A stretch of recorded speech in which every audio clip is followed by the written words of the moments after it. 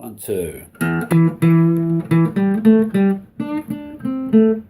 Said I'm not Anglo-Saxon, got me the Frisian man. Before we start part 3 of 4 of the Prelude and look more closely at the Anglo-Saxon Jutish invasions, here is a quick reflection on the makeup of the peoples who live in the British Isles today. Modern research shows that 88% of the genome of the Irish people is composed of the genes of the Mesolithic post-Ice Age settlers. This people, according to Dr. Oppenheimer in his Origins of the British, came to Ireland from the present-day Basque region 13 to 15,000 years ago.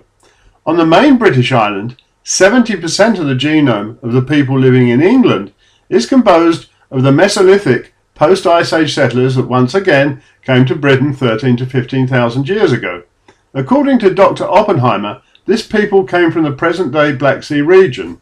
The most amazing figure in Dr. Oppenheimer's work is that only 5% of the genome of the people in the British Isles today post-dates the initial Ice Age migrations and settlements.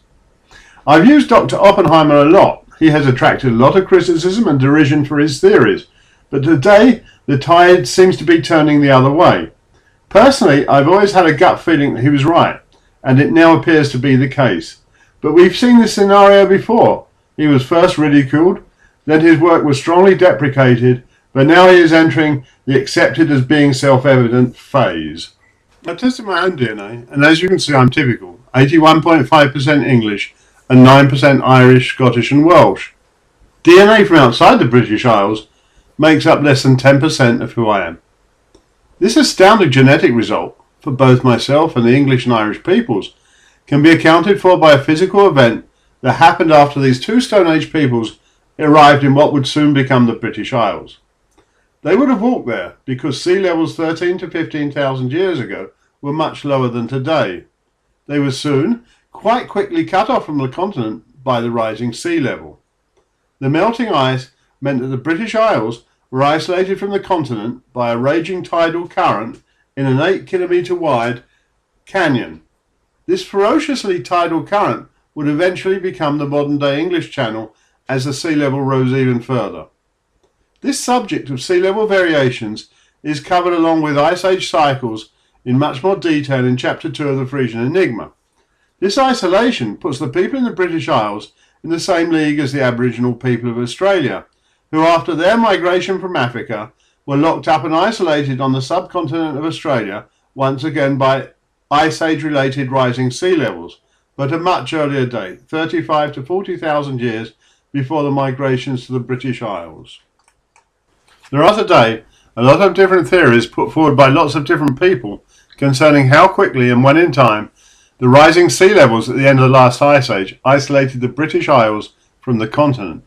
These different scenarios obviously affect their interpretations of pre-Bronze Age British history. I like the theory that I will now describe and which I use in the Frisian Enigma, not only because it has the ring of truth, but because it is based on brand new findings from the most detailed physical and geological survey ever carried out of the seafloor of the English Channel. As part of the survey before the construction of the Channel Tunnel, extensive and meticulous sonar soundings were made. Many core samples of the seafloor of the English Channel were taken, especially in the area around the construction project. From this highly detailed new data, Sanjeev Gupta and Jenny Collier of University College London have shown that Britain became permanently separated from the European continent by a mega flood. This event gouged out the deepest part of what is today the English Channel. Before this happened, Britain wasn't ever an island, even at the warmest periods of the Ice Age cycle. That is when the sea level is at its maximum. Even at this time, there was always a physical land connection between Britain and the continent. According to Sanjeev Gupta and Jenny Collier, the event causing this separation occurred either at the end of the last glaciation, which commenced 20 to 30,000 years ago, or during the thaw at the same point in the previous glaciation about 130,000 years ago. They proposed that a giant meltwater lake formed where the southern North Sea is today. This gigantic freshwater lake reached such a high level that it could overflow the top of the wheeled Artois Ridge connecting Britain and France, the red line on the map. They estimate that the height of this meltwater lake was well over 100 metres above the sea level at the time of it brimming over the top of the ridge. A little rivulet would begin the erosion process that would unleash the mega flood. This map shows the valley or canyon in blue carved out by the mega flood. You can see the Isle of Wight in the top left of the image. These images are copyright Sanjeev Gupta and Jenny Collier. In the same way that the isolated Aboriginal people in Australia developed their own unique culture, the two isolated peoples in the British Isles did the same. This is described convincingly by Dr. Francis Pryor in his work Britain BC. The extensive rock and cave paintings of the Aboriginal people in Australia can be compared to the passage graves topped with massive stone-walled mounds in Ireland or Stonehenge in England. In my original research 9 years ago, I came across this genetic study which helped me write chapter 1 of the Frisian Enigma. I will make it clear that I'm not an expert on this subject, but these are the actual extracts from the report which I don't think are taken out of context. I noticed that they found Y chromosome concordance with Frisian genes in the 5 towns in central England they used for their study, and not Anglo-Saxon ones. I quote from discussions at the end of the study. We accept that our data does not prove conclusively that an Anglo-Saxon mass migration event took place. Further, using their DNA statistical methods, they put the separation from the Frisians in Frisia and the Frisians in England being 2,200 years ago, which ties in perfectly with the Belgae Frisian invasion migration to the southeast of England, which began starting 125 BC. So when we look at the invasions of the Romans, the Anglo-Saxons, the Jutes, the Normans, we see that their effect on the genome of the people of the island of Britain was very minimal, almost invisible.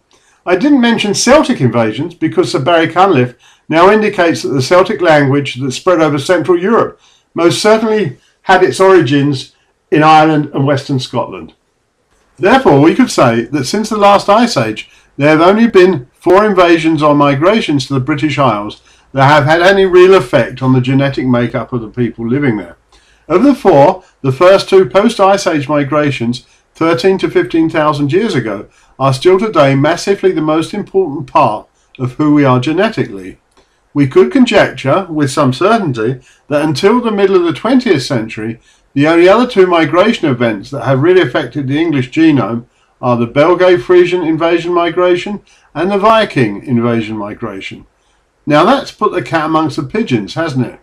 Or to reuse the previous metaphor used about Dr. Oppenheimer's origins of the British, this really upsets the apple cart of English history, doesn't it? Given this new understanding of the history of Dark Age England, I must make the point strongly that I'm not saying there were no Anglo-Saxon Jutish invasions. There most certainly were. But these invasions were on an even lesser scale, for example, than the Norman invasion, and they were in no way whatsoever as centrally planned and executed as that invasion was. What I'm proposing is that the Anglo-Saxon Jutish invasions could best be described as the taking over of the country by a few bands of mercenaries. And I say a country because from my research there does seem to be one political entity or kingdom in the southeast of England at the time when the first Saxons arrived in 449 AD. And its king, leader or consul, we don't know which, was named Vortigern. The manner in which southeast England was taken over can be compared to the way the eastern part of the Democratic Republic of Congo was completely taken over by a few bands of mercenaries in the recent past. It appears that what happened in this modern-day African state and in post-Roman occupation Britannia was caused by the collapse of central power, which made it unable to militarily protect its territory against invaders. Vortigern's problems with the Picts and the Scots raiding his country led him to employ 3 shipfuls of Saxon mercenaries, led by the brothers Horsa and Hengist, who, after they successfully defeated the Picts and Scots, went on and took over Vortigern's country completely. I have used extensively Le Père d'Orléans, Histoire des Révolutions de l'Angleterre, History of the Revolutions of England. This 18th century work was written with full access to the Vatican papers, something not available to mere mortal historians. In the Anglo-Saxon chronicles, there are never more than 5 Anglo-Saxon boats arriving at one time. Each boat contained a maximum of 34 warriors. the Père d'Orléans tells a slightly different tale. He indicates as well that after the Anglo-Saxons had been in England for 50 years, they were so few that Vortica's son, Aurelius Ambrosius, envisaged ridding the country of them completely. Unfortunately, he died of a wound from battle before he could do this. The larger and much more organised 1066 Norman invasion didn't change the tongue spoken in England or the contents of the spoken language. The same was also the case with the Anglo-Saxon Jutish invasions, which didn't affect the language spoken in England either, or its contents. People in England, for some reason, resolutely believe that all the French words in English came into the language in 1066 with William the Conqueror. Nothing could be more false.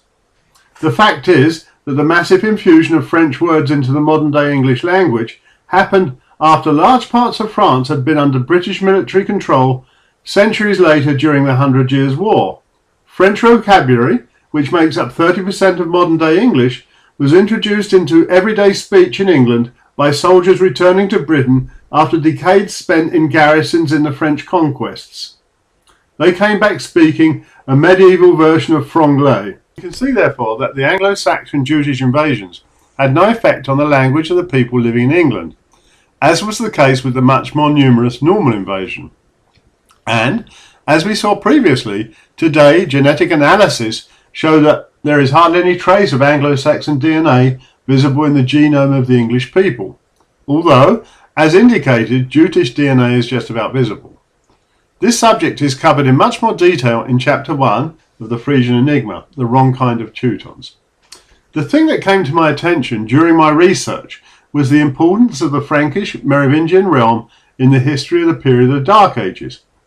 Throughout the period of Inclusion, English trade with the Merovingian Franks and with their partners the Frisian mariners was essential for southern and eastern England, and not just in the initial chaotic period of post-Roman Britain. It is said that after the departure of the Romans, the people in south and east of England didn't know how to make pottery anymore. In the last part of the Prelude, we will look at the brief history of the Merovingian and Carolingian dynasties, and we will examine their well-documented history and see how it ties in, sometimes very closely, with the history of Dark Age England.